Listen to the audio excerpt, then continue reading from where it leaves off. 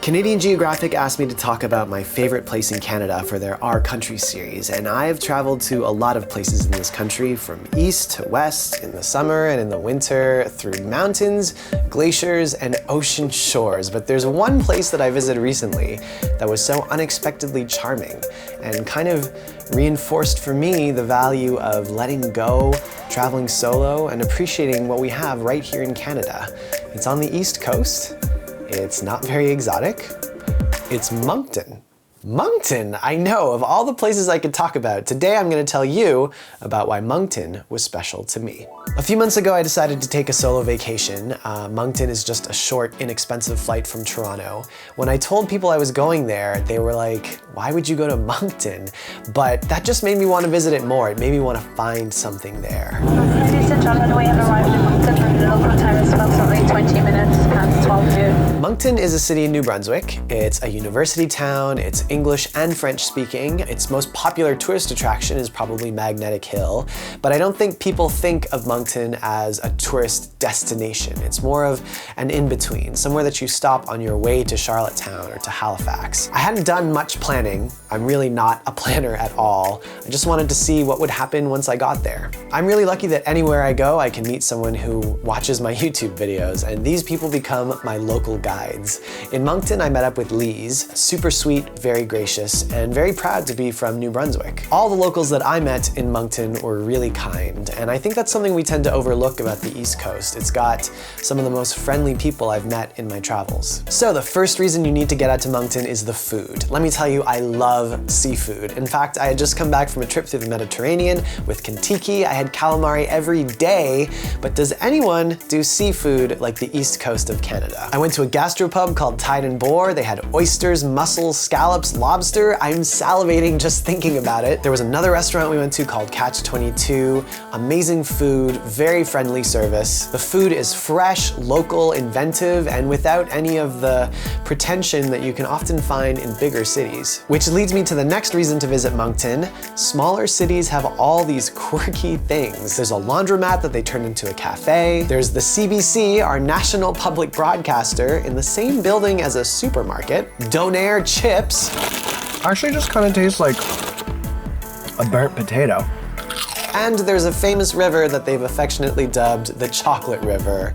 It's just really brown. Sure like the color brown around here. I love to drive. I love road trips. Just being on the road and being in control and having the freedom to stop wherever you want to discover things. That's another reason why I loved Moncton. It's perfect for road trips. Within 20 minutes to 2 hours, there were so many things to see. I drove out to Bouctouche and practically had the beach to myself. I drove out to Shediac. Again, amazing lobster.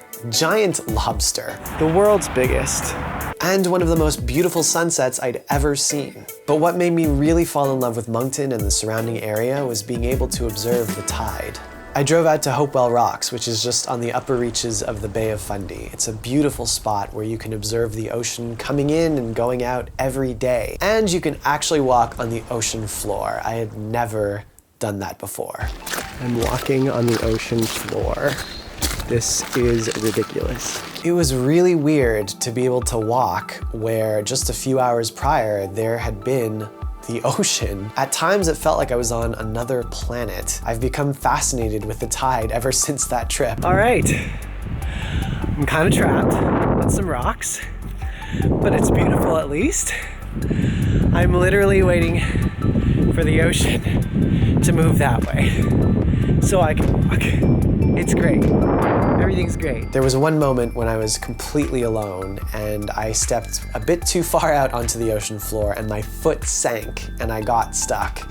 And, you know, I would have had a ton of time before the ocean came back, but in that moment, I panicked and I started thinking about how my phone was dead and no one knew I was there and I was gonna be swept into the ocean. It was just a funny reminder of my own mortality and how insignificant we are on this huge planet. I made it to the beach and I met a family from Vermont. It felt like we were the only people on Earth in that moment. The mom told me about how she had taken a road trip through Eastern Canada when she was younger and how she wanted her daughter to experience that. I came when I was 16 with some friends and it just has always stuck in my mind.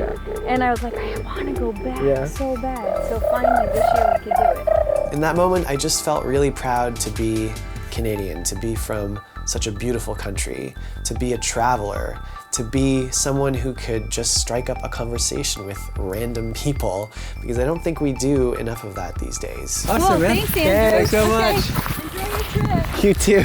I took a photo of them on the beach, and she actually reached out to me recently, so it's cool to just have another friend in the world. I really enjoyed my trip to Moncton. I had no idea what to expect, but I came away with an appreciation for a city that I think a lot of people don't think to go to. If you want to feel connected to nature, if you want to explore in an environment that is safe and friendly, you should get out to Moncton. There are so many things to see in Canada, and there were so many other things to see around Moncton, but I'm never worried about seeing everything when I travel, because it just gives me a reason to go back, and I can't wait to go back again one day.